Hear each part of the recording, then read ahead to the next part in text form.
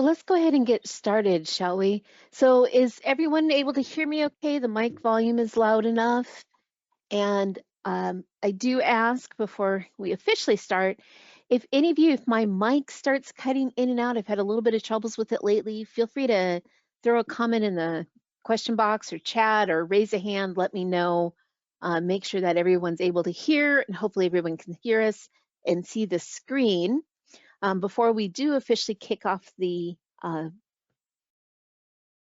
webinar, get that start point, let me go over a few housekeeping rules. One, this webinar is being recorded.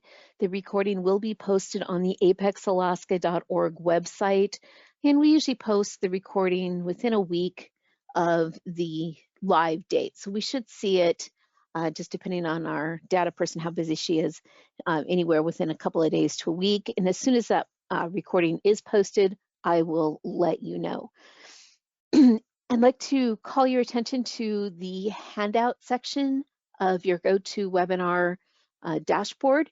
I have 4 documents uploaded. I have the slides for today's presentation, and I have 3 other articles that will kind of really help support the topics that we're going through today, and I'll have those as well. Also, once the recording is posted, we will have all of the handouts uploaded to the website, and you'll be able to download those as well. If you're unable to download the webinars or the handouts, you're also welcome to just email me. You can reply to your webinar invitation. Let me know that you need the handouts, and I'm happy to send that to you.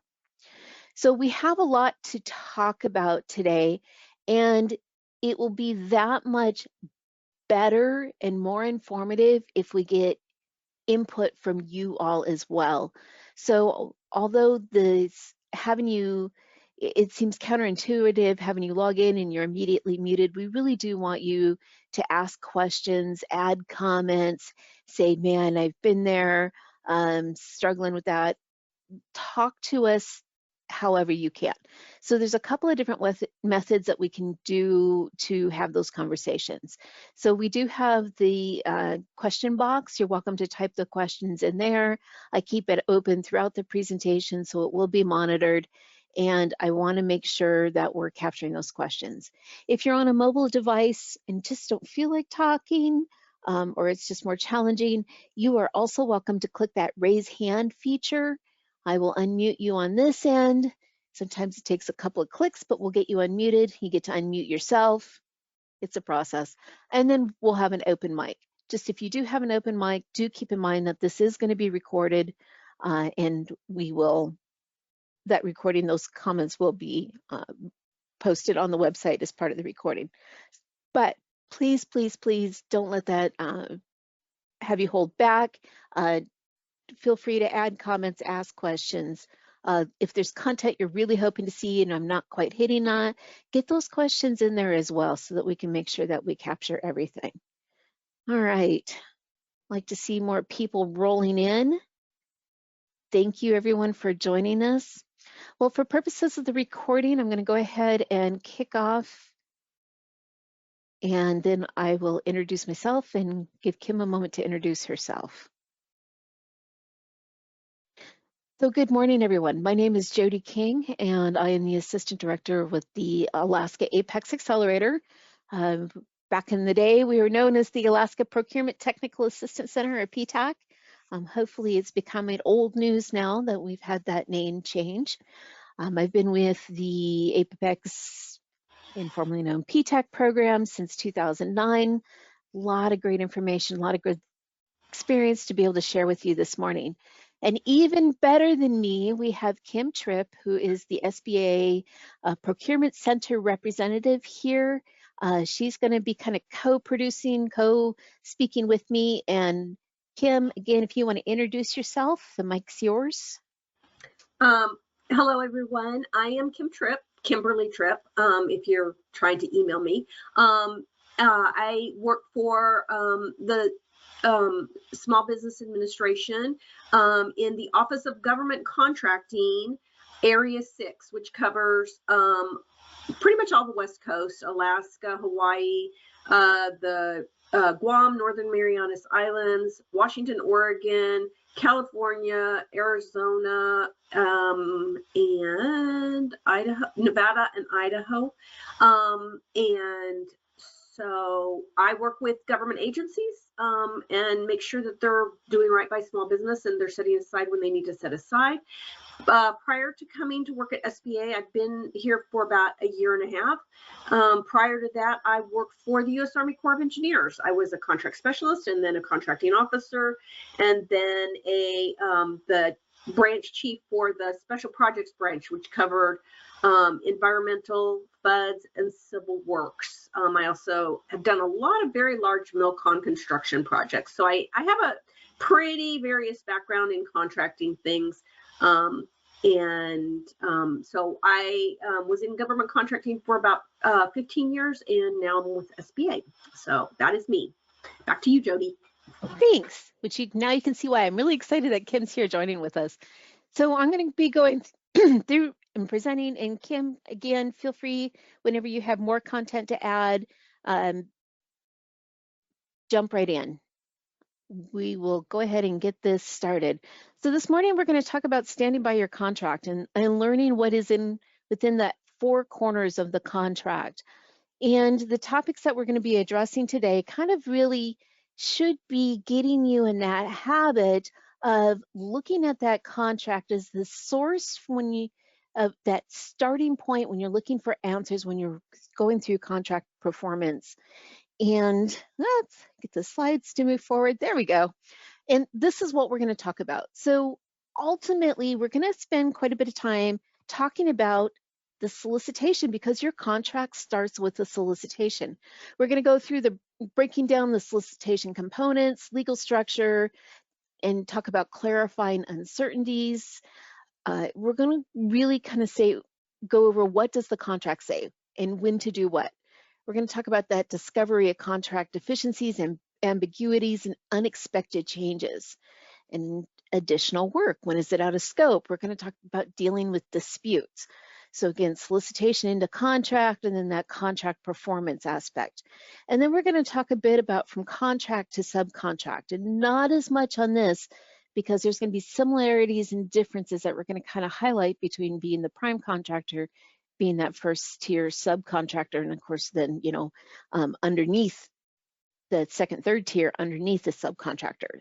A lot of different change in that contract flow. So we'll address that as well. And then of course, just kind of close it out with if you need assistance, who's on your support team. So let's go ahead and kick this off by talking about the solicitation. And this is really how is the starting block, how is that contract built?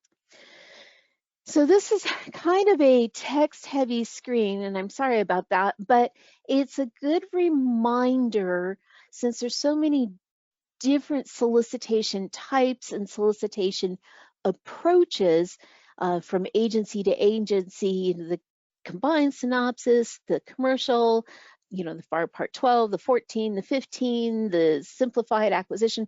There's all of these different backgrounds, but ultimately they all have this same backbone structure in content, which is that uniform contract format, that UCF. And while this is more obvious in a formal solicitation where everything is very well laid out and you have the different parts with the different subsections, that content should be in absolutely every solicitation. Now, I have a recording of a webinar that I've done called Deciphering a Solicitation, and I really go into this in depth if you're looking more on breaking down a solicitation. It's a couple years old, so I do have a new webinar scheduled in September, kind of update it, but be talking about breaking that down. But for today, I really kind of want to just talk about the different components. So we can see we have the solicitation form, the supplies cost, description, the performance, what is the anticipated end result of that contract, what work is going to be done, what supplies delivered, what services performed, that scope, packaging, marketing, content data, contract clauses. We're going to kind of be focusing on this, and of course the other attachments. And then as we note, you can see this dotted line here. In the solicitation, we have these components, this part 4 that's really specific to the solicitation itself. The reps inserts, or I'm sorry, yeah, reps inserts, other statement of offers, instructions, conditions, evaluation factors. And of course, once the contracting officers, the evaluation has been complete, that determination has been made for who the apparent awardee is, then this section, as you can tell by the scissors, kind of drops off. And this base component of that solicitation and this data, then along with maybe your proposal, becomes part of your contract. So when I say it starts with the solicitation, we're really going to be hammering that home this morning. So again, as I note up in the corner, the solicitation provides the foundation of the contractual award and may include documents added to the contract from proposals submitted, especially that completed price sheet, performance work statement kind of merges into that technical proposal. Again, depending on the complexity of the solicitation, that technical component may be very simple to really the backbone of the performance. We have small business participation plans. And again, as we mentioned, part 4 really pertains to the solicitation, etc. The RFP, RFQ, but the solicitation document should state which portion of the proposal will be incorporated into the final contract. So part of understanding the solicitation is this nice little box here. It says the contractor, you, the business side, has a responsibility to inform the contracting officer, the contracting specialist, if clauses are missing from the solicitation. Now that seems a little backwards because ultimately it is the contracting staff that has that legal responsibility to pull the entirety of the solicitation together. But as we learn what information we need to have implemented in the solicitation so that we can respond with our best and final offer. Every one of our offers should be thought of as that best and final and complete information. We do have that responsibility to say, hey, something's missing from the solicitation. It's things like wage determinations, if it talks about attachments and maybe past performance questionnaires and nothing's there. And of course, some of those main clauses that we're going to really kind of take a look at that become that cornerstone, that legal structure under which we're going to be performing the contract, and that legal structure under which the agency is going to be administering and monitoring that contract to ensure that the contractor is performing as dictated in that legal document. So let's move on. And Kim, again, any comments, feel free to jump in and add in. I will. You're just covering everything very well. Thanks. So let's talk about the contract legal structure. So we have the FAR, the Federal Acquisition Regulation, and this is a hefty document that's had decades of history, of legal interactions, and of course, as things come up, it changes, it fluxes, it moves, and it seems like a very large body of knowledge to learn as part of becoming a successful government contractor. But as we start to really look at how it's broken down and understand its focus, we really get to see that the FAR then and the supplemental agency regulations such as the DFAR, the AGAR, I have the next screen, kind of gives you an idea of what I mean by supplemental. It defines that legal structure and provides guiding principles under which the contract will be solicited, awarded, performed, completed, and closed. And this is for both parties, both the government and the business side, the contractor. It provides protections for both government and contractor, so guidance and protection as well. And it provides guidance and processes which to resolve disputes, implement contract modifications, implement optional line items or option years, the termination for convenience, for cause or default. These kind of basic parameters are set in place. Now, this information that I pulled is right here from the acquisition.gov website. It's right in FAR Part 1 that kind of starts talking about why do we have this body of regulation and why is it so critical to the contracting war. So the FAR also incorporates legal protections for employees as well as other social agenda laws. And those include things like wage determination, the Department of Labor requirements, items such as having a drug-free workplace, OSHA requirements, again, employee, so not just the contractor, but those individuals also working on the said contract. And we also have other social agenda, such as combating human trafficking, wearing a seatbelt, not texting while driving. There's these other things that kind of get implemented into the contract as well, kind of advantage, an opportunity to implement social agendas. So, and surprisingly, these are the ones that are always in absolutely equal opportunity employment, etc. But what we're really going to be focusing on are these kind of four here, these guidance for that legal structure. All right. And I'll just go ahead. add to that, if a president does an executive order, like I am thinking of President Biden did an executive order for project labor agreements. So that ended up getting the executive order was implemented in the FAR. And so any projects, federal construction projects estimated at more than $35 million now have to have the project labor agreement put into them, a requirement. So if a president makes an executive order that can impact the federal acquisition process, then that executive order is implemented into the FAR, and it is required that contracting include that in solicitations. Absolutely. So the FAR is kind of a slow-moving document, but it does have constant change. So there's other documents, other forces of law that are also part of that FAR realm, such as Kim mentioned, we have executive orders, and once those are signed, that's law. It has an impact. So we might have agency circulars, we might have oh gosh, Kim, I can't even think of all the various exception letters, additional documentation that the agency assigns to help immediately incorporate these new laws and new Code of Federal Regulations that are implemented.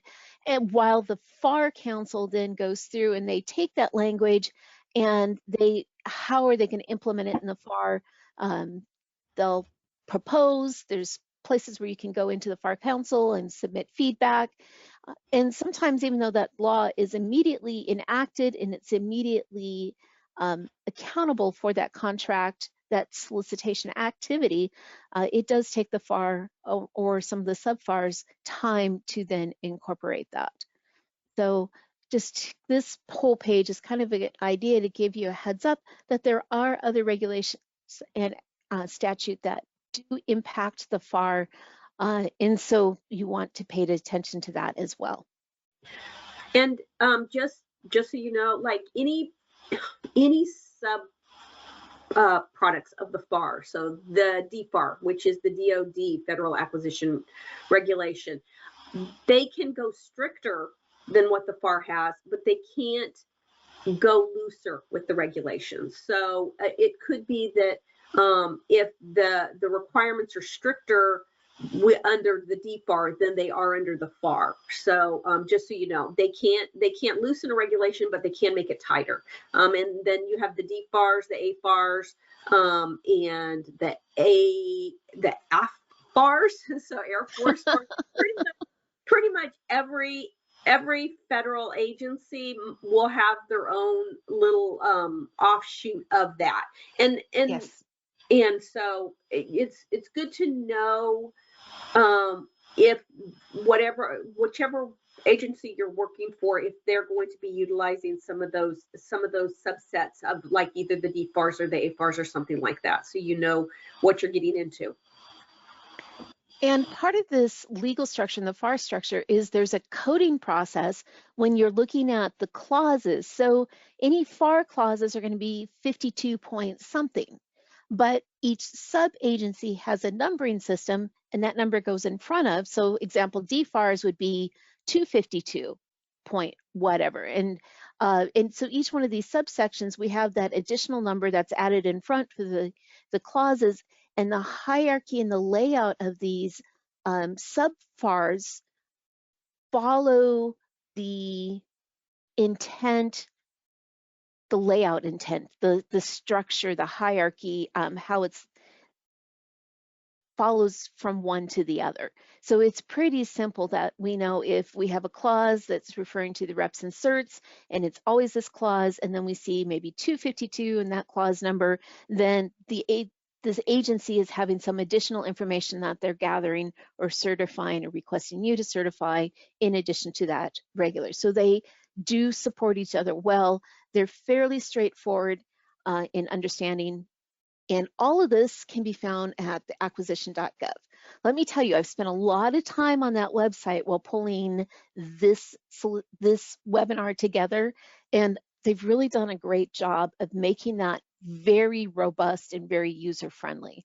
And I would say within the last 4 years, 5 years, that they've really beefed that website up, and I think it's very easy to use and to find that information that you need. All right, so let's keep going, shall we? So let's talk about this. And we just started to mention that FAR Part 52. This is the solicitation provisions and clauses. And again, just want to let you know, this is whenever you see a link at the bottom of the screen, this is where I've pulled some of this information out. And again, you guys look at the slides, you can click on this so you can see the full documentation where I've pulled some of this information. So FAR Part 52 consists of a group of clauses and provisions in contracts that stipulate certain terms and conditions, those T's and C's, in the agreement between the government and a contractor. The clause includes, but are not limited to, and these are just a few examples, inspections and acceptance, changes, termination, payment invoicing, and dispute processes. And changes and disputes are pretty hefty, inspection and acceptance, all of that tied together. The T and C's, those terms and conditions of a contract, are defined and agreed upon by all parties involved. This will stipulate changes to the work, payment terms, delivery schedules, and other important factors of the agreement. This section is really important for contractors responding to bid opportunities. And it's kind of funny because FAR Part 52 is often the least read part of the solicitation. And we're going to keep talking about this. And then just kind of a little comment. So when we talk about provisions and contracts, a lot of those are kind of rendered, the language is there, and occasionally you're going to see blank lines. So that's pay attention to those fill-in clauses or provisions, such as liquidated damages or period of performance. If that is blank, and it's clearly, and it'll actually say contracting officer to complete, as opposed to some of the provisions that the contractor might complete, such as the clause that includes the SAM, System for Award Management, and all of the representation and certifications. Those are completed by the individual submitting the proposal, so responding to the solicitation. But pay attention to those too, because again, if you're entering in something and there's that, especially say liquidated damages, and that's not filled out, you need that information and that knowledge of that risk factor and that potential impact to your bottom line, depending on performance issues, but you need to know what that is before the contract is signed. And I'm just going to add in, so solicitation provisions, those are in the request for proposal in the solicitation.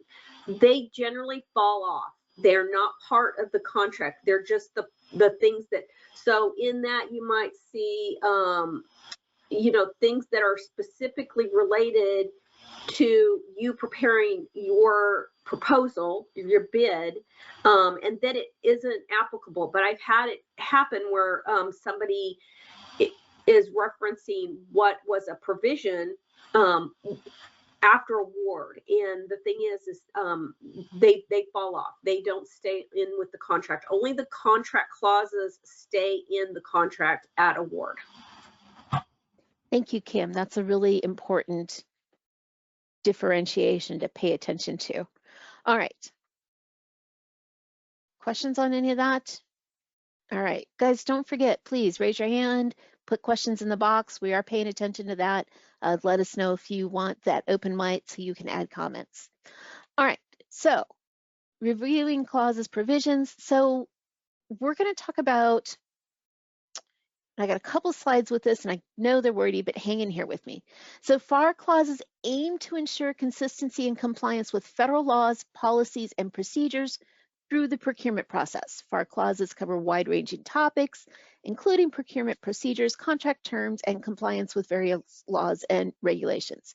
Now, I pulled this right from a Deltec article. It's not one I've attached for your review, but again, this was a great article on talking about this.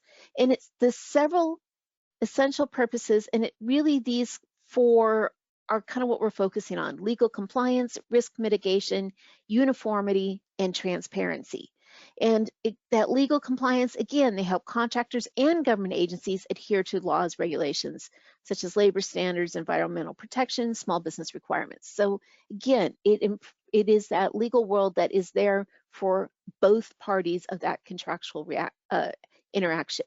That risk mitigation, risk by outlining the rights and responsibilities of both parties, reducing ambiguity in contracts.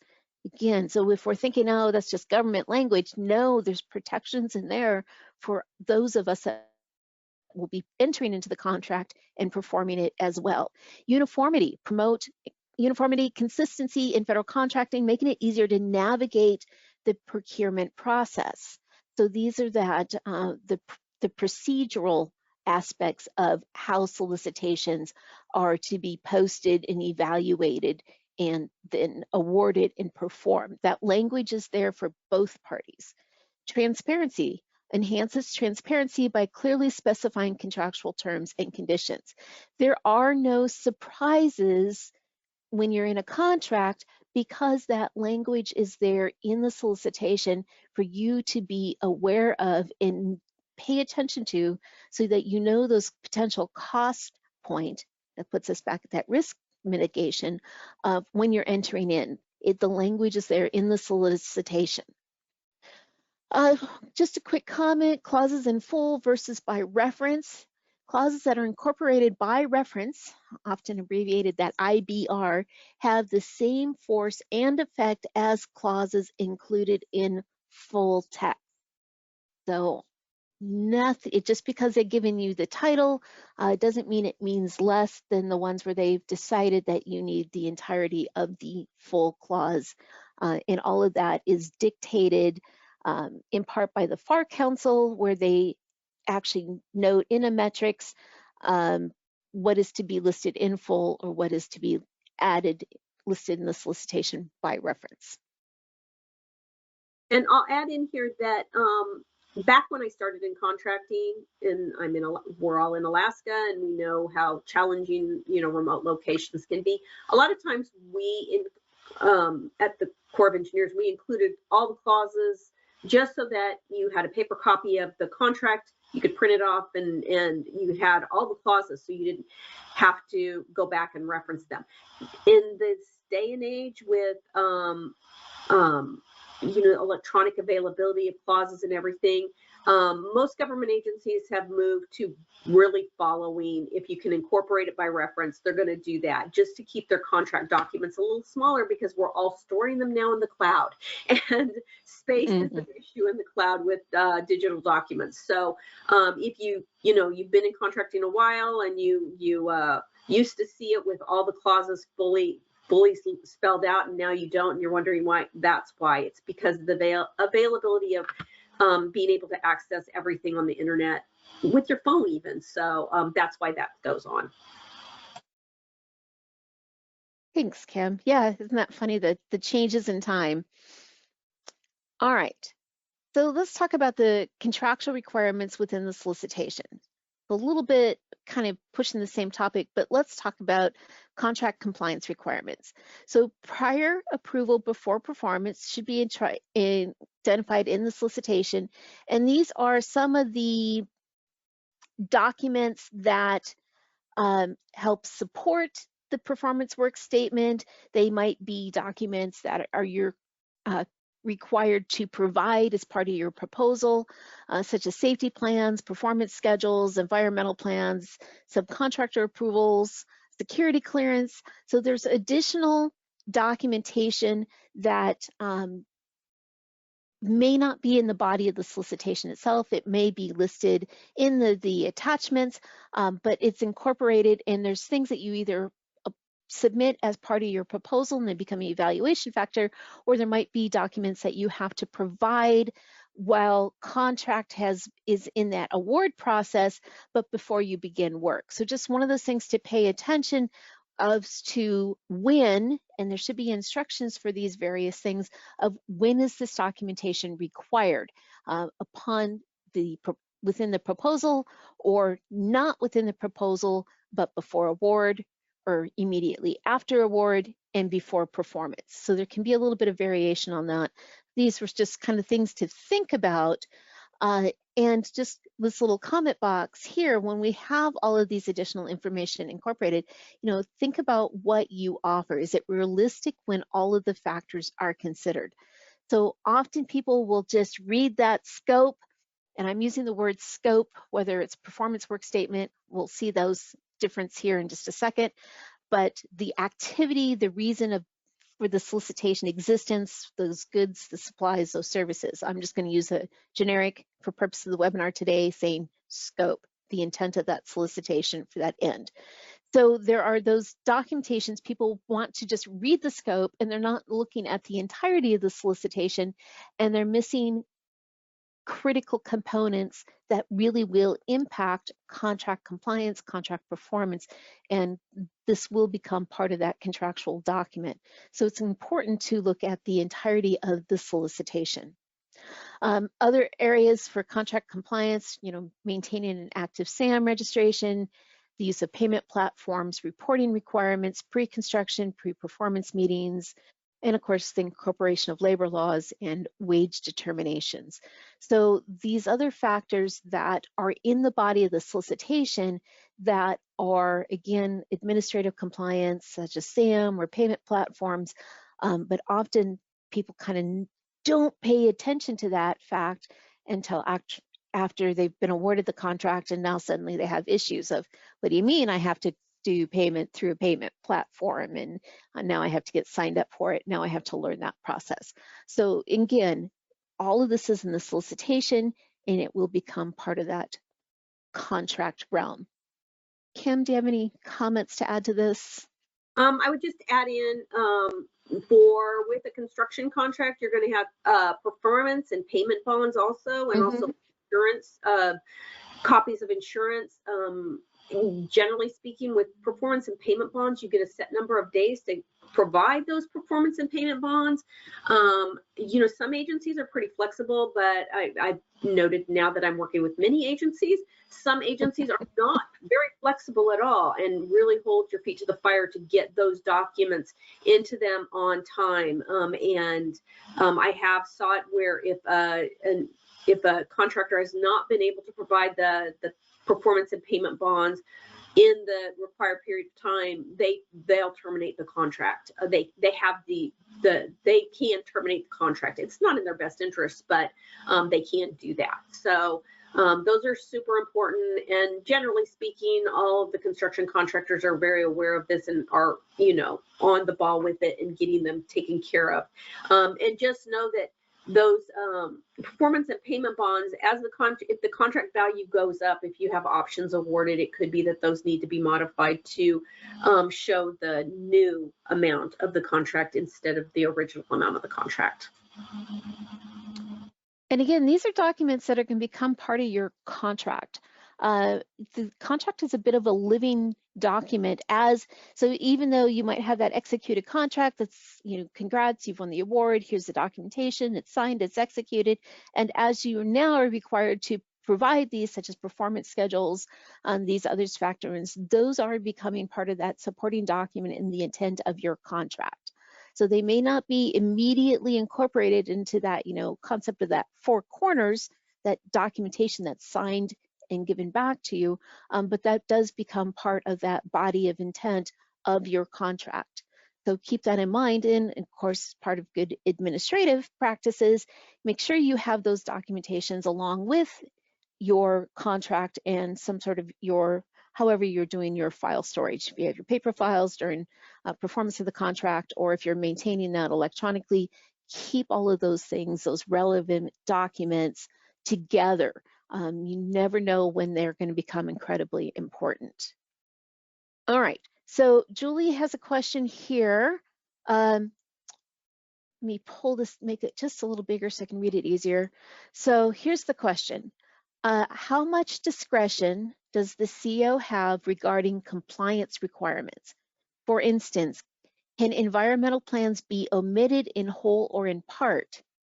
So we had a contract where we had to address non-existent landscaping protection, borrow pit, sorry, Kim, let me rephrase this. We had a contract where we had to address non-existent landscaping protection, borrow pit use, items that had nothing to do with the scope of work. We were required to address each issue fully and weren't able to just write non-applicable. So this is during your solicitation process, Julie. If you can add a yes, no, is that something you had to provide during the solicitation period, or is this compliance after the contract award?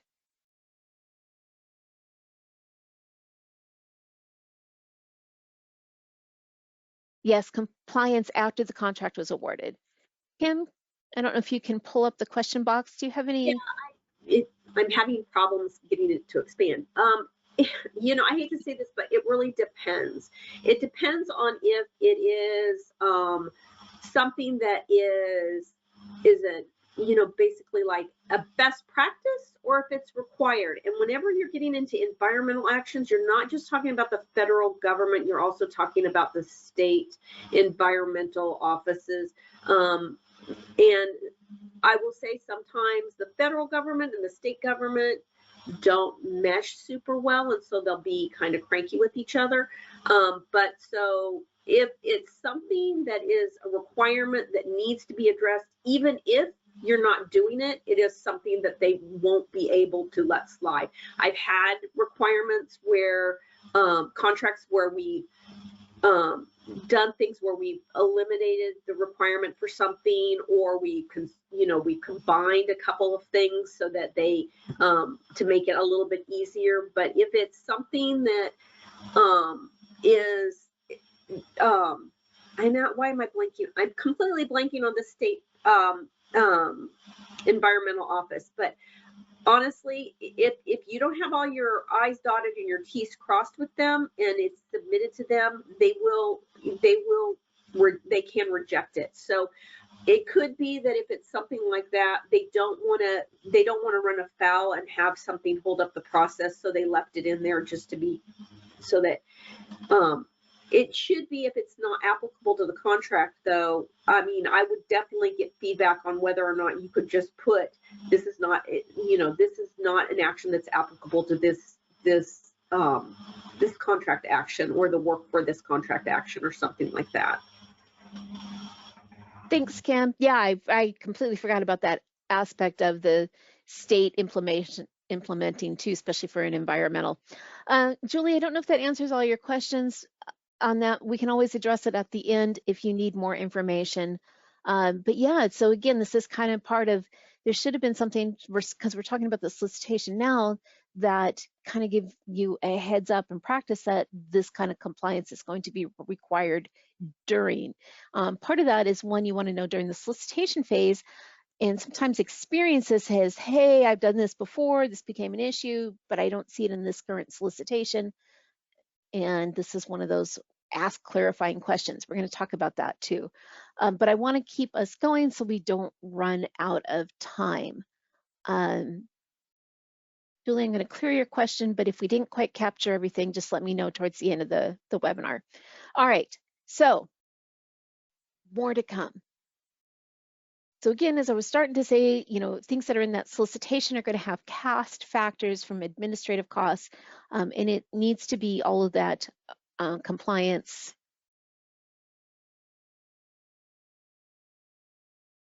Ooh, that's a good question, Julie. I'm going to come back to that in just a second. But yeah, we want to confirm. Okay, I've lost my train of thought, so I'm going to move forward. Julie, I'm going to answer your next question here in just a couple of slides. I leave it up on my screen so I won't forget. All right, so let's talk about just that, clarifying uncertainties in performance. So right now, what we're talking about is the performance, the scope aspect of that solicitation. That's going to be the point of that contract. Reviewing the work to be completed and how is the scope defined. So we need a couple of terms to help set our thinking. We have prescriptive or directed scopes.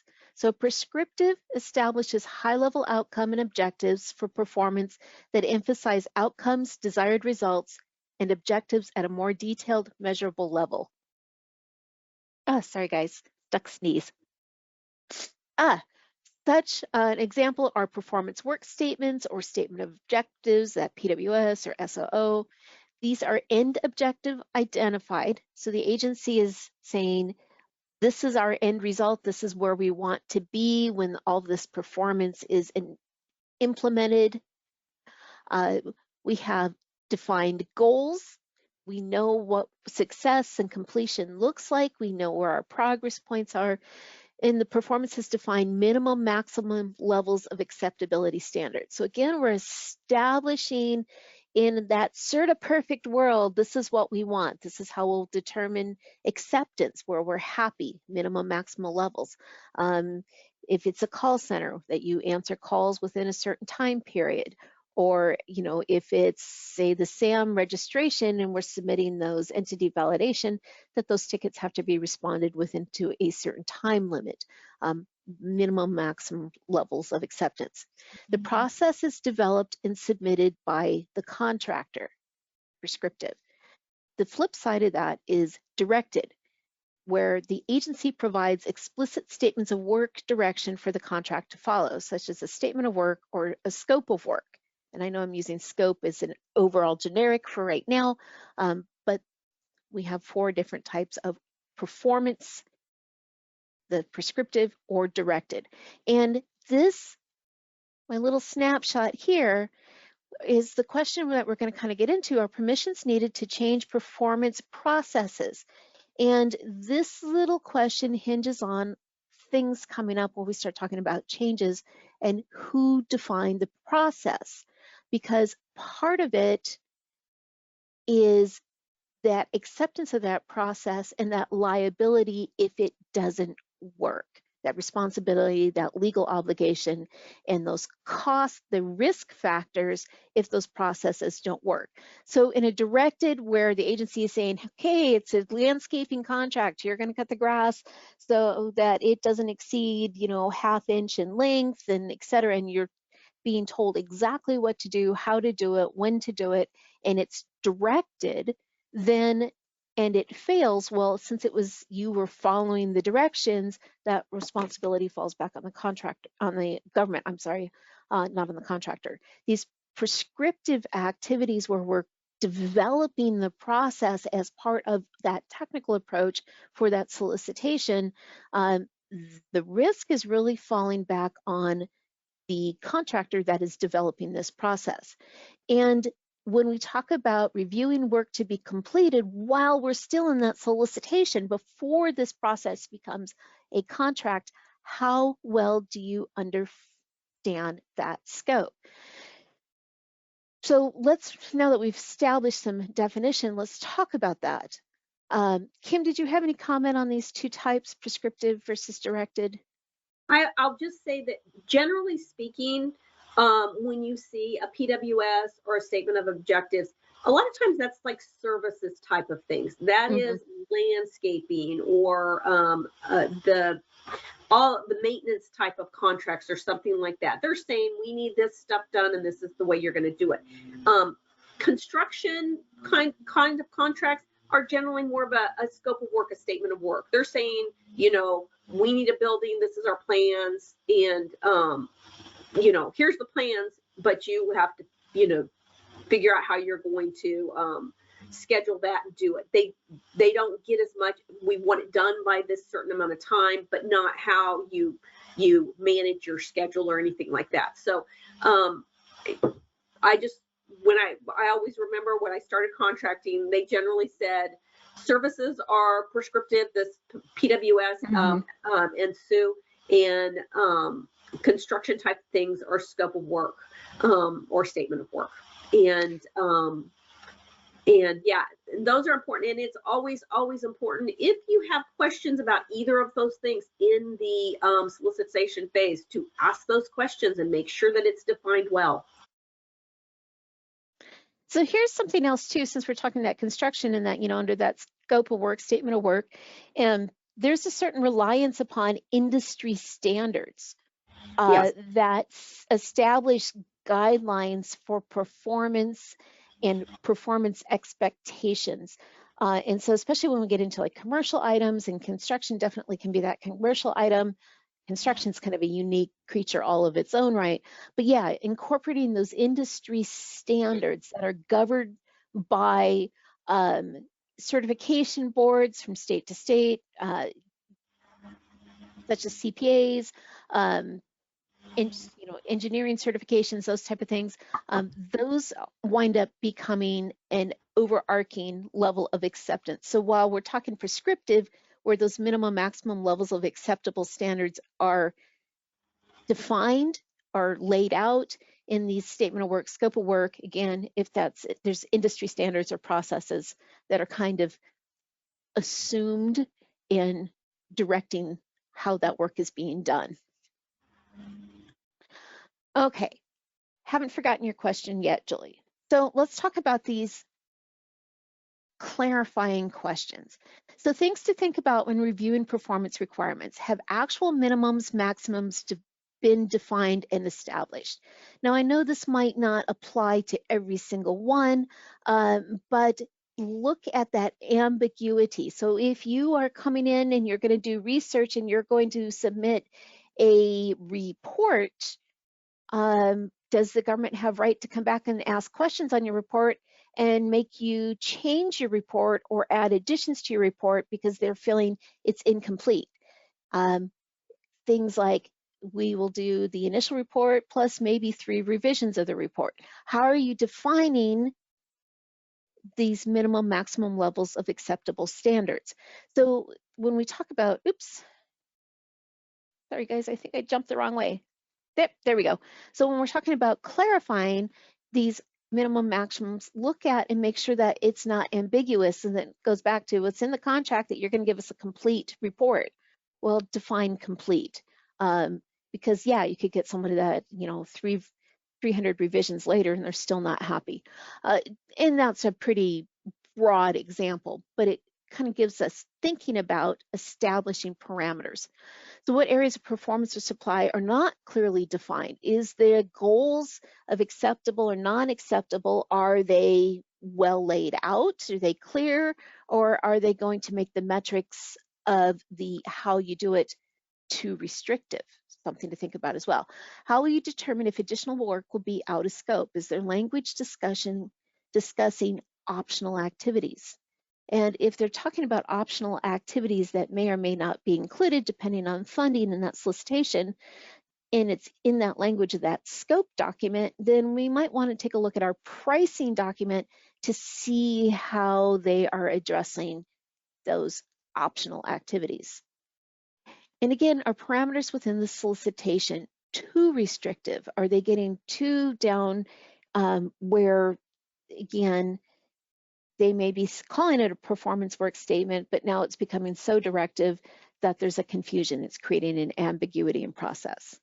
So ask clarifying questions. So here we get the clarify, you know, make less confused, more clearly comprehensible. So ask and verify. If you do not receive a timely response and the bid due date is looming rapidly, then we might want to think about setting limits or using language to address assumptions. Do not make assumptions. Do not say, well, I'm assuming they meant they wanted this. They said 60 days from award, so performance is this.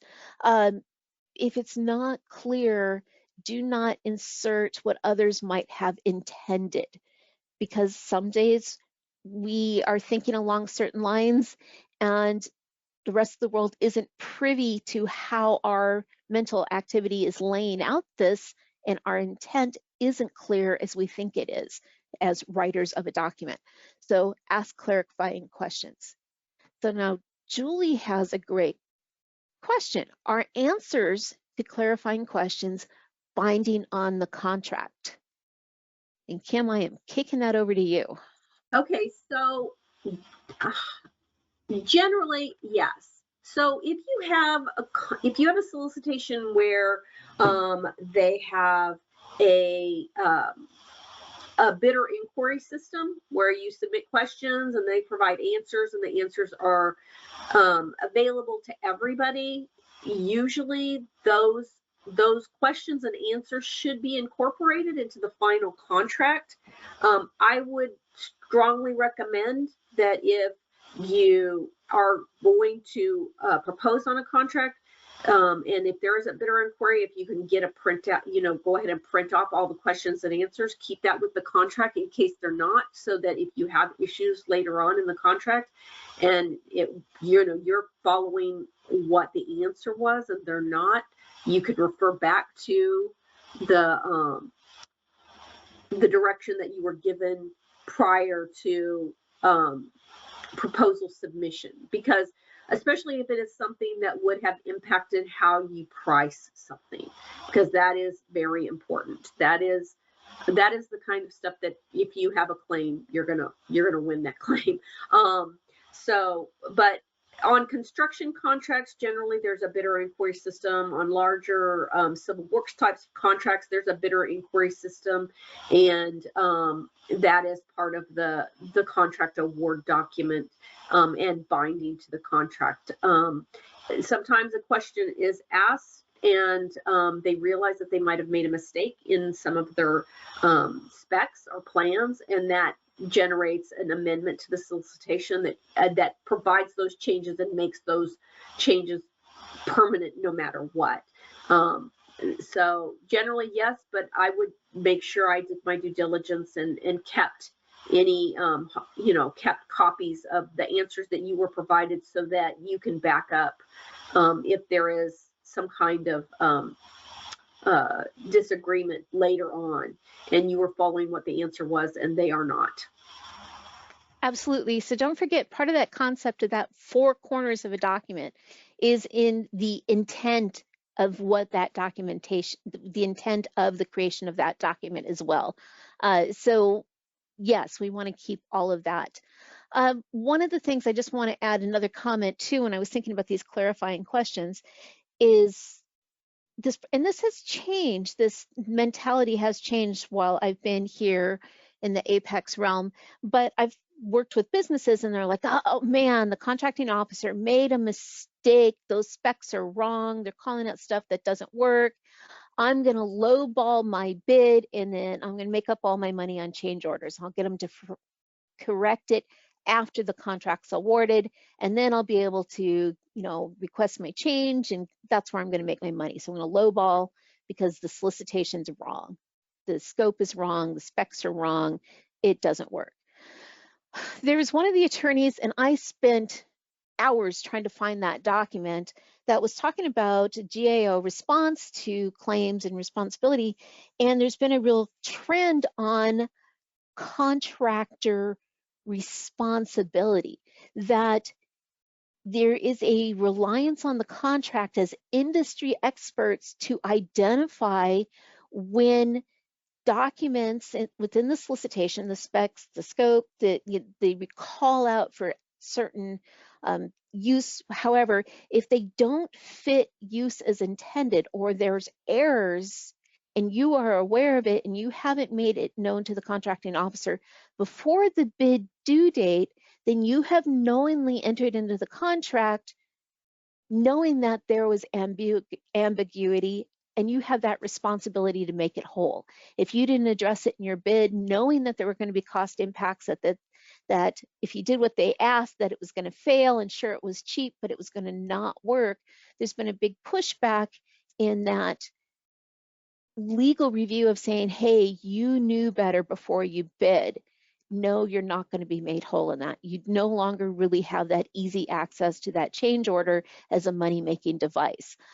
So when I talk about clarifying questions and that reliance for contracting staff upon industry to help notify if there's things that don't quite work to those industry standards, because the contracting officers are expert in the contracting realm, not necessarily experts in very highly technical components of the solicitation that they are putting out there. Kim, any comments on that? Nope, I think you've covered it. Thanks. All right, well, I am running behind on time and we have lots to go over. Okay, so let me move forward. So we talked about the solicitation and the importance of really looking at that with a fine-tooth comb, because one, it's going to really, all those details are going to impact your cost, what you are bidding, your process, for that competitive nature. But we're used to looking at the solicitation from that point and, putting our proposal together and having matching against those evaluation factors. But now we wanted you to rethink about it as a precursor to performing and establishing your contractual realm. So now let's move into the contract. What does the contract say? And looking for all the answers in the right places. So these slides are going to move a lot faster because I'm going to have a lot of FAR clauses, more for your reference and example. So contract's been awarded, performance has begun, and all of a sudden we have some of these examples that pop their head up. We have unforeseen site conditions. We have changes in performance parameters. We've been directed or asked to do additional work. Subcontractors, our subs on site were asked by government employees to do additional work. We were told to make changes that differ from the specifications. Well, gosh, those things alone, now we start to see disputes arising of, well, the contract says, and you're saying, what do we do? And I'm going to address each one of these in these upcoming slides. We have delays in performance, possibly due to government delay. We have delays in performance, possibly due to contractor, subcontractor delays. We might have material shortages or shipping delays, which has really been such an underlying daily impact from the COVID world. But all of these things happen. We can expect delays, but what does our contract say? So let's kind of break these down into a one by one. So let's talk. And you might have an environmental contract, possibly construction, and these clauses might have slight variations depending whether it's a construction's commercial. But what I wanted to do is just kind of get the baseline solicitation and get us used to thinking about, well, before we start reaching out to people to ask these questions, what does our contract say? So different site conditions right here, and it has the date. It's been pretty solid since 1984. The contractor shall promptly and before the conditions are disturbed, give written notice to the contracting officer of, hey, it's not as we expected. We had a reliance on our bid that there weren't any buried storage tanks, below ground tanks, and now we are finding that. So our question is, what do we do next? Well, right here, that clause, whether it was listed in full or by reference, says, hey, promptly before conditions are disturbed, written notice to the contracting officer. Contracting officer investigates. And yeah, now the realities of something along this line say, well, what if the contracting officer doesn't investigate thoroughly, or what is the contracting officer representative, that's COR, or the technical rep, the COTAR? What if they say, oh, just move forward? And we're going to talk about that too. But already, just from circumstance one, unforeseen site conditions, here's our response. Here's our starting point for looking at what do we do. It's here. Contractor, you shall notify the contracting officer. contracting officer, you shall investigate. Again, both parts of that transaction. And usually there's something about timeliness, et cetera, et cetera.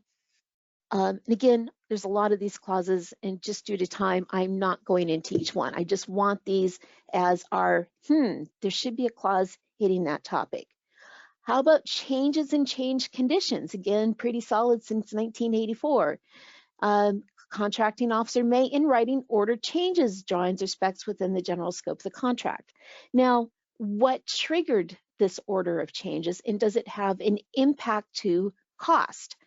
So things to think about as well. So maybe this goes hand in hand to the different site conditions. We discovered something we didn't anticipate. We notified the contracting officer. The contracting officer said, yep, that's a problem.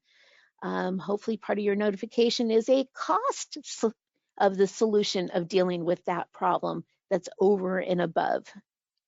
A little proactive thinking here.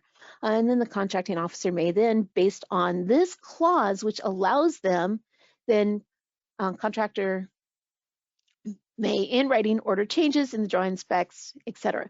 Contractor shall promptly notify the CO in writing of subsurface, latent of physical conditions differing materially, etc., etc. Okay, so again, the concept of, hey, there's a clause for that.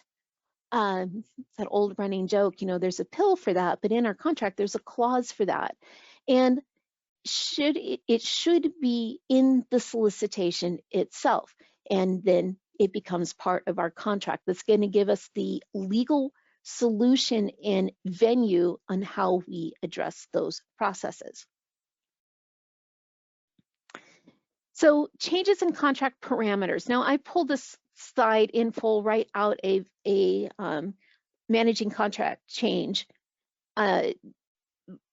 because I wanted to give us some background. So this contract interpretation, which is the process of determining which parties agreed, determining what the parties agreed to in their bargain. So contract interpretation, this whole in scope versus out of scope. We need a little bit of background before we start that discussion. We have cardinal changes, out of scope change that is not within the general scope, and there's formulas based on percentage of work, for the price comparison, something like, yes, oops, hold on one second.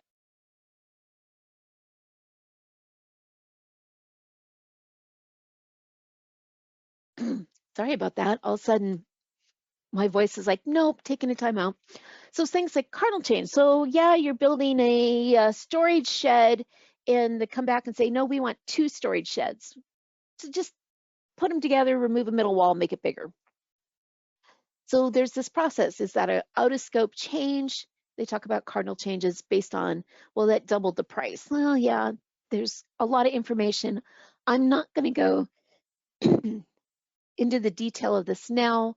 I just want to let you know kind of some background information. Should this be a new bid, or is it reasonable extension and or change of existing? And again, was it triggered because of unforeseen site conditions, those cardinal changes? We have some other order of precedence clauses. Ignore that for a second. And that duty to seek clarification. If a contractor fails to inquire about an ambiguous term or conflicting requirement prior to the contract, it forfeits the opportunity to rely on its interpretation and bears risk of misinterpretation. This is from a great book called Managing Contract Changes, reference there, but that duty to seek clarification. Again, this is kind of the solicitation. This slide's a little awkward in this spot, but we need to know what type of change, so as we're addressing changes and change conditions. So that turns us into this order of precedence. So what if, and that goes back up to here, these changes in parameters are addressed to do additional work, or you're told to make changes that differ from your specs or your scope. So that hops us back to order of precedent, kind of this uniform contract format. And I love the little cartoon, had to add that as well.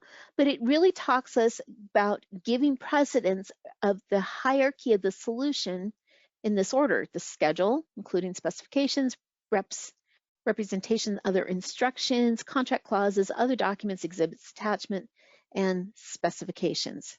So again, schedule excluding specifications. So if we have conflicting language within the within our contract that we missed during that solicitation phase, here's where we start looking for that solution. And so if the contract clause is in conflict here, well, what is our hierarchy? It kind of gives us something to then address with the contracting officer. So I just kind of wanted to throw that information out there for you.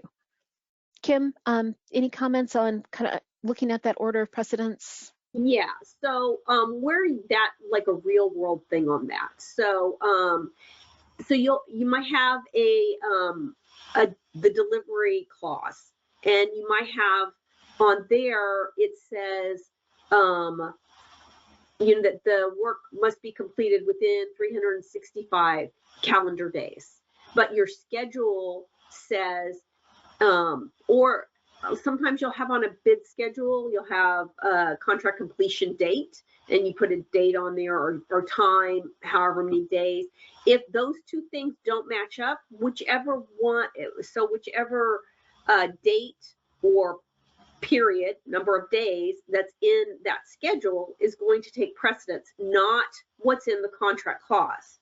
So that's kind of important. So we try to be very particular with that. As far as changes to the contract, you need to make sure that you understand that there are two different kinds of changes. There's a bilateral modification and there's a unilateral modification. Bilateral modification means you're changing that contract. And because you're changing that contract, both parties, usually the contractor needs to sign off on that before the government signs off on it. Because once the government has signed off on it, it's released in the system.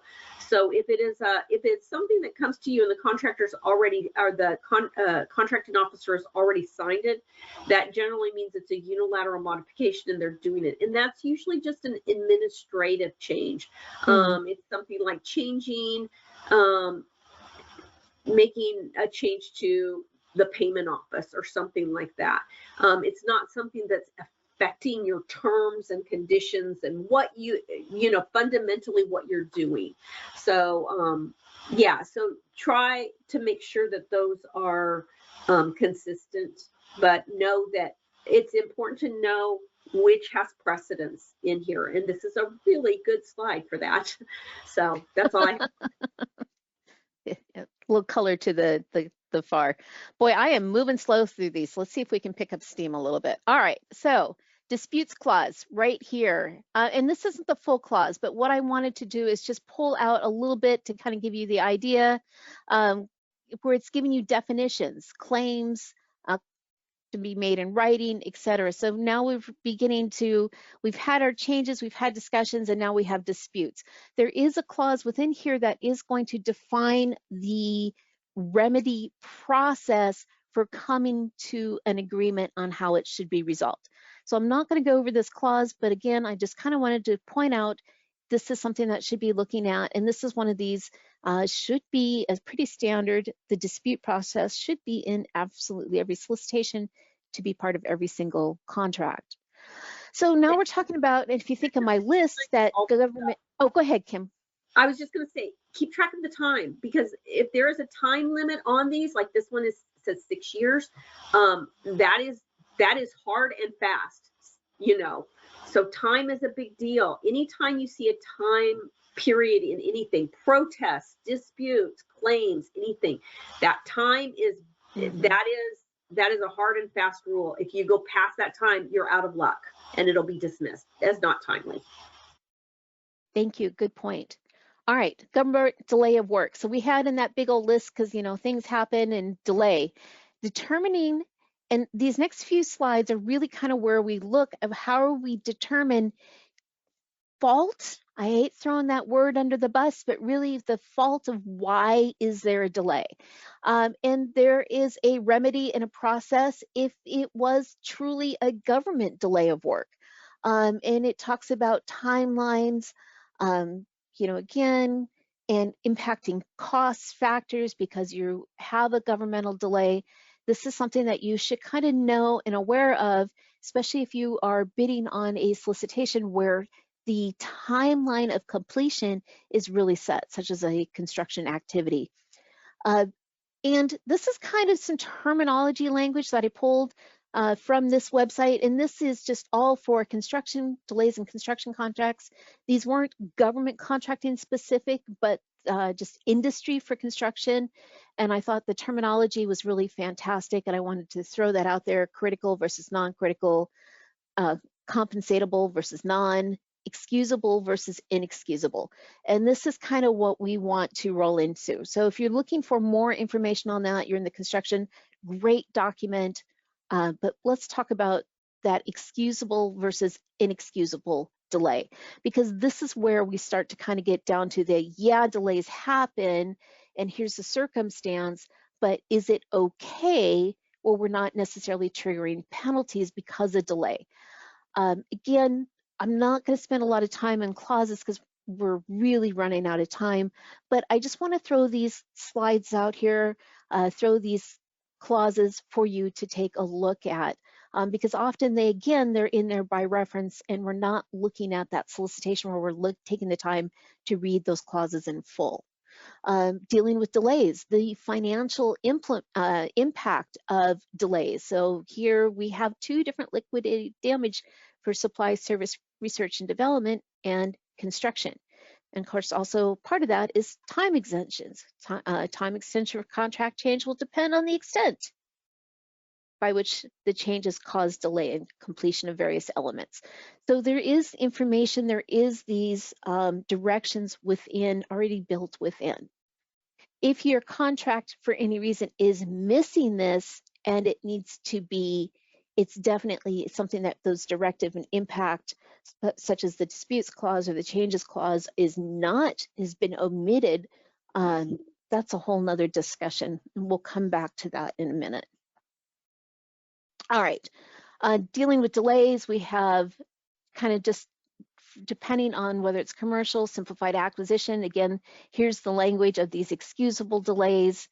And you can see I'm just pulling bits and pieces to get you to think about looking at these clauses for your solution.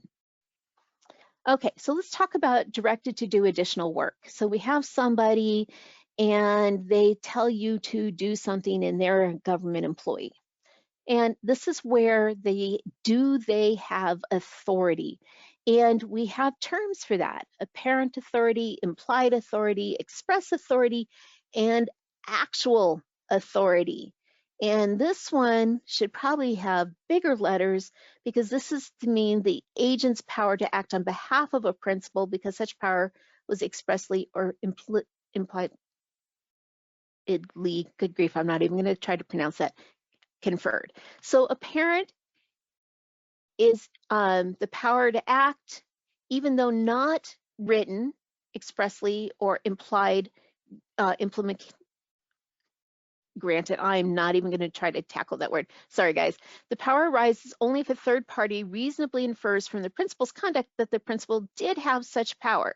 So this is, all of these definitions are pulled right from the this law.cornell website. And there's some great information on determining, is there authority to direct you or not? Implied, express, actual.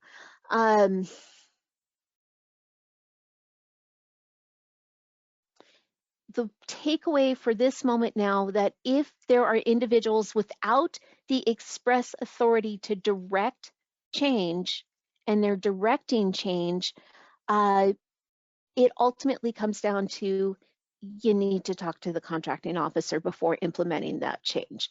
And this information should be, there's various clauses. You might have the assigning of a COR. You might have a COR letter where that it's part of that contract body. Again, it might be an additional document that you receive after award, and it clearly defines the limit, the express authority and limited authority, or where they do not have authority to direct that change. Kim, do you have any comments to add to?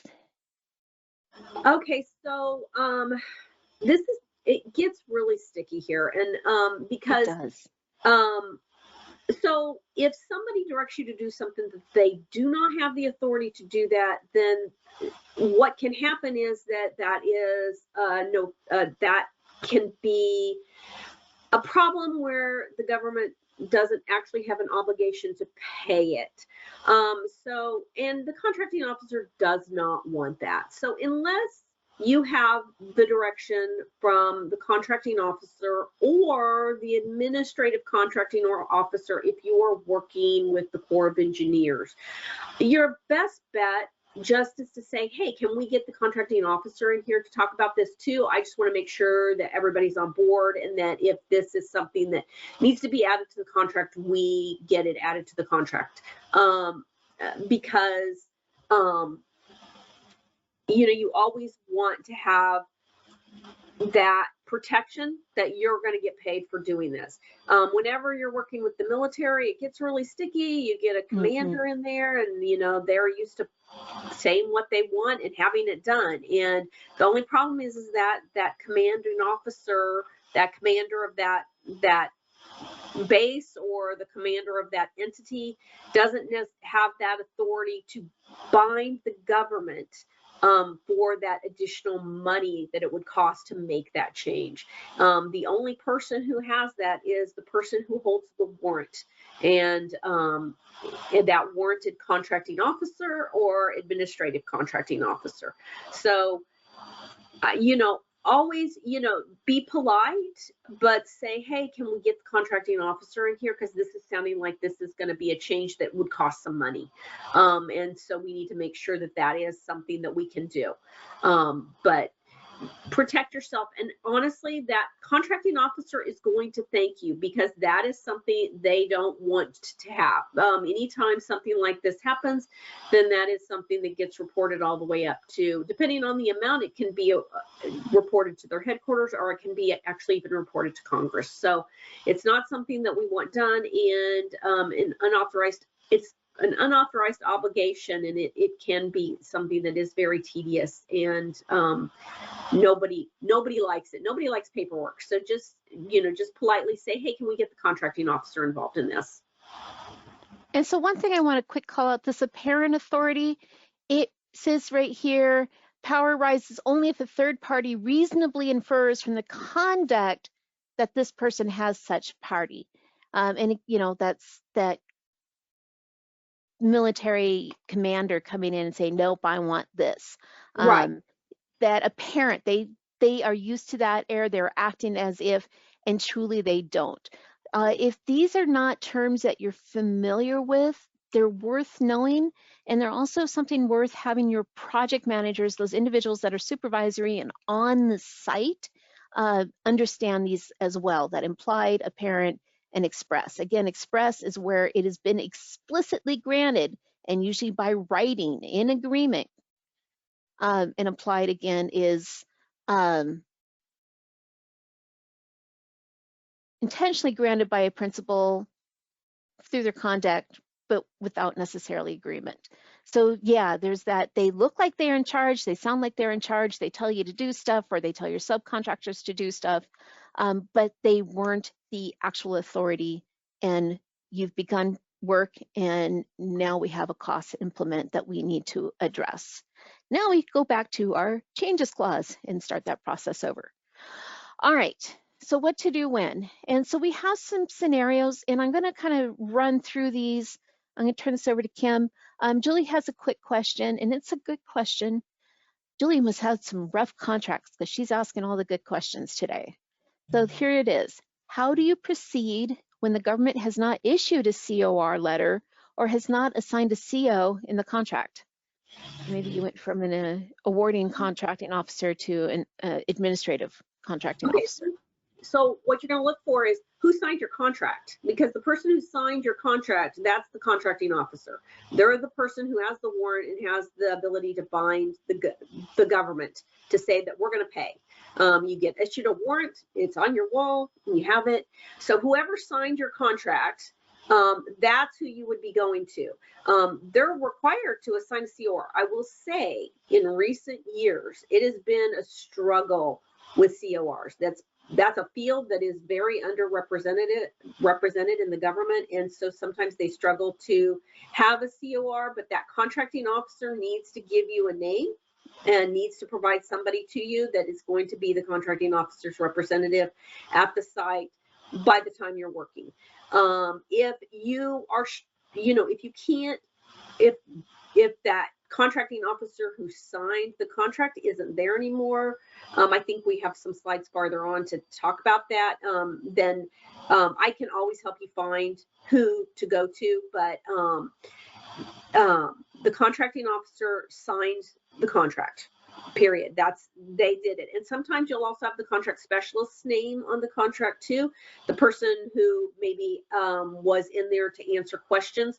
Keep that handy, because you can always contact them and say, hey, who is the contracting officer for this? I'm not able to find this person, and they should be able to direct you to the person who is assigned to that contract. So hopefully that answers your question. Thanks, Kim. All right, so let's kind of fly through these scenarios, because apparently I did not anticipate enough time in building this webinar. All right, so scenario 1, the contracting officer, the Corps, is requesting a change of scope. Should I call the contracting officer? You want to do a show of hands or just fly through these? Just fly. Let's fly. Okay, I'm going to assume everybody is raising their hand. Woo, yes. Showing your hand, yes, you should be. And the answer is quite simply yes, if there's a change. And Kim, if you want to go over these, I'm stealing your thunder. Go for it.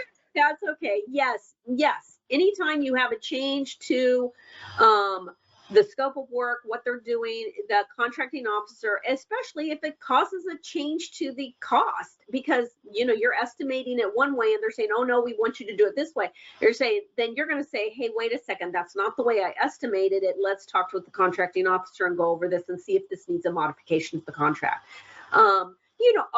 Always be polite and respectful, but you need to stick up for yourself and make sure that you aren't losing money on the contract. Don't do something where you're going to lose money. So check with the contracting officer always. Next. All right. There we go. So when the contracting officer doesn't work at the agency anymore, and that is a much more common scenario lately than it has been in the past 20 years, probably. So what do you do? So if your COR doesn't know, if they can't provide, check that contract, check the solicitation documents, see if you can find the name of the contract specialist in there, and contact them to see who might be the new contracting officer assigned. If that doesn't work, generally speaking, a chief of contracting or the small business professional will be listed in that agency website, and contact them and say, hey, I'm the contractor for this contract, and it appears that the contracting officer that I was originally working with isn't at your agency anymore. Who is the new contracting officer assigned to this project? Or call me. Randy Miller is also a PCR who's in Alaska. He can also help you. Even if it's not an agency that we work with, we can usually find out who a PCR who does and get some contact information for you. But don't despair. We're here to help you. And if you can't find out, we'll go in and we'll try to find out for you. So next scenario. My company is working on a contract that includes limitations of subcontracting clause. What do I do? Limitations of subcontracting is something that the government is much more closely scrutinizing. There was an ombudsman investigation, and it found that the agencies were not monitoring this very well at all, actually, and so there's been a greater push on agencies to make sure they're checking into this. So if you do have limitations of subcontracting, make sure that you're reading that clause and knowing how much you can subcontract at. And the reason why there is this limitations of subcontracting is just so that you're not awarding pass-through contracts. You're awarding a contract to somebody and they're basically just acting as a pass-through to another business. The government does not want to do that.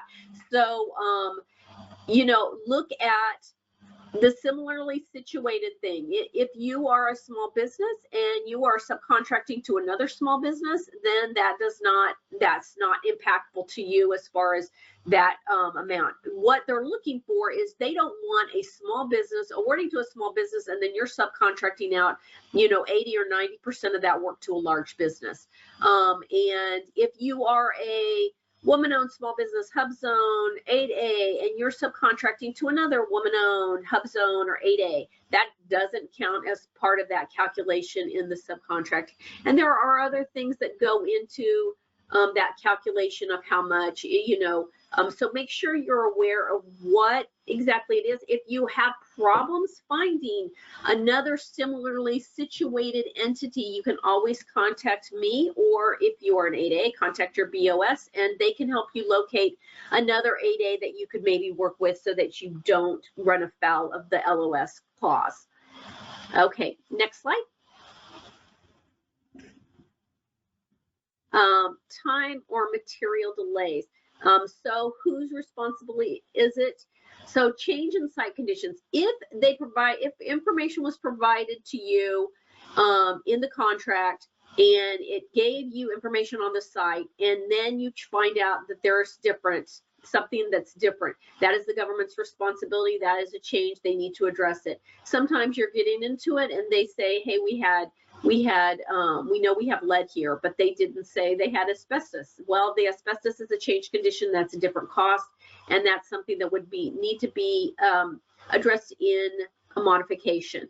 Weather delays. A lot of times with civil works types contracts or any contracts that are going to be outside, performed with outdoor settings, there is a weather thing, and they write into the contract an amount of days that are acceptable for weather. If it exceeds that, or if there isn't any specified weather days in there, then that is something that the government would need to address, and that is something that would be compensatable by the government. Acts of God. The most recent one was COVID. And what will happen a lot of times with acts of God is you get time but no money. And so that definitely gets contentious and could possibly result in a claim. But generally, acts of God result in extra time but not extra money. Government delays.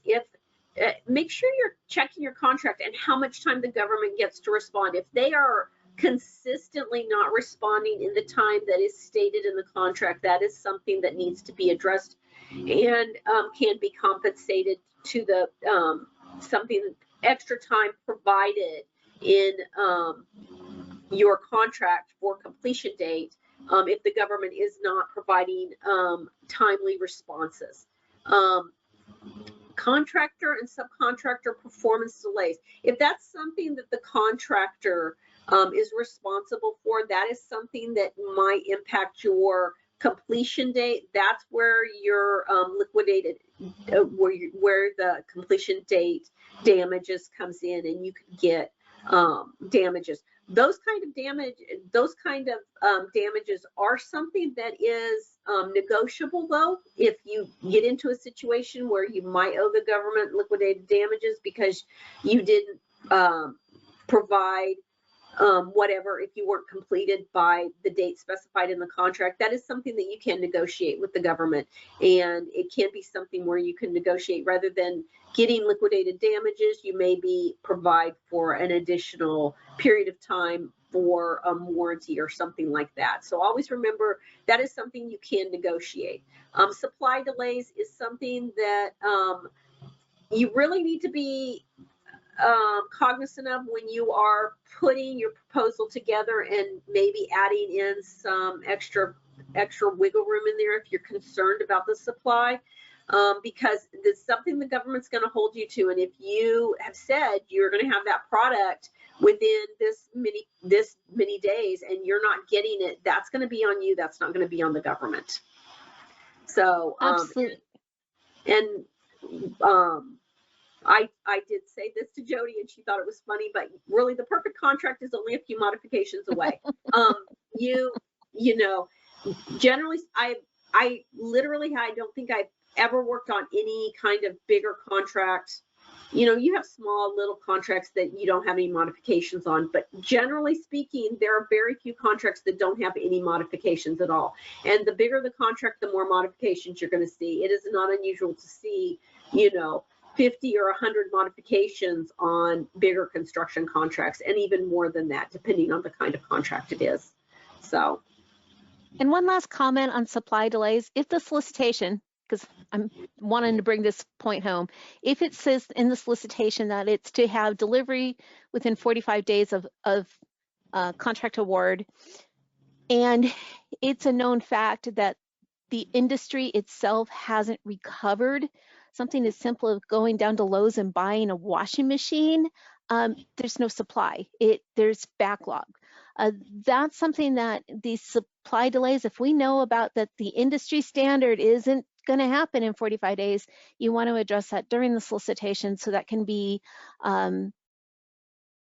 brought to the attention before you're suddenly into contract, because once it's contract and it's all signed and done and it says 45 days, you got 45 days unless you can really negotiate that with the contracting officer. So just pay attention. And I have seen that in the solicitation where they clearly define when it's to be delivered or when it's to be performed, and that language is there within the solicitation. We are at our noon hour and I still have a few more things. If you guys want and can give me 10 more minutes, hang in there. I've got a couple questions and they're good questions. So let's go ahead and throw them in now. If you do have to go, well, actually, here's what I'm going to do. For those of you, Dawn and Joss, that asked the questions, give me 2 minutes and then we'll come back to them because they are very good questions and they really do tie into this. But for those of you that are on a timeline, let me just quick walk through what is remaining and we'll come back and ask those questions. So we're kind of talking about from contract to subcontract, and I really just have a singular slide on this, and these are really things to think about, that prime contract versus subcontract agreement. I have a lot of hours of trying to give you guys these fantastic, great answers, and it's so specific too. One of the things that we really want to pull out is that privity of contract, and it's that common law doctrine that states that only parties to a contract can be liable or enforce its obligations and benefits. And so yeah, I pulled kind of a generic language because I liked how it encompassed all of that. The parties of the contract can be liable or enforce its obligations and benefits. This means that third parties cannot be held liable for or enforce contractual rights or obligations. And those third parties, that the privity of contract, when we're talking federal contracting, is between the government and that prime contractor. So here's kind of our exclusion, because in the world of government contracting, there always seems to be an exception to the fact. And when can a sub reach out to the contracting officer? And when a subcontractor is not being paid. And usually it's under that hang your hat on, I can't pay my employees if the prime isn't paying me for work that I need to do, and it becomes a labor issue. But yeah, when subcontractors not being paid, that's the one time you can kind of breach that privity of contract and reach out. Kim, do you have anything you want to add on that or clarify? Just one thing. It gets a lot harder if final pay has already been made. So if you haven't been paid, but there has been final pay made to the prime contractor, there might not be much that we can do, the government can do. The only thing that they can probably do is noted in their CPARS evaluation. So if you are having problems getting paid from a contractor, it's better to reach out earlier, as soon as you find there's an issue. If it's the larger the contract, the more protections the sub has, because there are more clauses in there. If it's a small contract, there's not a lot of recourse. With construction contracts, you always have the payment bond. The payment bond is for subcontractors that don't get paid. You can go against the payment bond, and you can contact the contracting officer to get that payment bond information, and they will provide it to you. All right, so let's talk mandatory flow down clauses from prime to first tier subcontractor. And I have a couple, this is some of the articles that I've attached for you to kind of follow up on your own, is clauses that include language such as the contractor shall include the requirements of this clause in all of its subcontracts, that is our introduction to a mandatory clause. And I looked at a lot of stuff that I thought for sure would be a mandatory flow down, and it is not. What I did find is that most clauses are not mandatory flow down and should be reviewed for applicability to subcontract agreements. So, hey, Prime, you don't want to necessarily hand down your legal access for being held liable or to enforce obligations and benefits by rolling those down into your subcontracting. One of the articles that I've attached talks about NAICS codes and size standards, how that is not a necessarily mandatory flow down. It was really things I had not stopped about. But some of these things, there should be language in your subcontract agreement that addresses these topics, but it isn't necessarily that the FAR clause for these specific subjects are mandatory to roll down, such as termination or default, dispute resolution. You as a subcontractor do not necessarily have that same FAR clause access to making whole in these cases or in different site conditions. It's good to know, be aware of that was in the solicitation because you know what the Prime has access to. But you need different language, or you need to have that language in your subcontract agreement to protect your liability or to enforce your obligation and benefit. So while the clause might not be there as a mandatory flow down because it's not necessarily to the Prime's benefit, there should be language that accomplishes these same topics. All right, we're really running out of time. The one person asked a question left. Let me just quick roll through. And really, the next thing is we got questions and talk about building a support team. The more you get into the contracting realm and as you take on bigger projects, you really need to have a core of experts that are available to you to help you answer these things. Having an attorney specializing in federal contracting law and having that relationship there, knowing who you reach out to and when you want to reach out to is really critical, that you have someone with that experience and the actuality and the reality, especially if you're starting to really get into contentious disputes and changes and those requests for equitable adjustments. Having a good relationship with your insurance agent and buyer that knows that you're entering in these contract areas because you want that risk management and make sure that you're truly protecting yourself and had covered for when things go bad. Having a good CPA to take a look at, especially if you're looking at your cost factors, accounting certification. And of course, for those business resources, you have the team here today, the SBA's Procurement Center rep and Alaska Apex Accelerator. Kim, the next few slides are really about PCR, but I think for time factor, is there anything in particular you want to call out? I would just say, I think my email is on here. Randy's email is on here. If you have questions with anything having to do with government contracting, if you have a concern or something going on and you just have some questions, email me, call me. I'm happy to help however I can. And Randy's the same way. He's a nice guy. He really is. Yeah, honestly, we have the best PCRs, guys. Truly, that they are willing to be there. And there are times that their experience and knowledge, especially if you have the missing contracting officer, this is a great resource and you're just not making inroads into the agency. And of course, here's us and contact information for Alaska Apex staff. So here's what I'd like to do. I am going to go ahead and don't leave. I'm going to go ahead and officially close the webinar and stop the recording.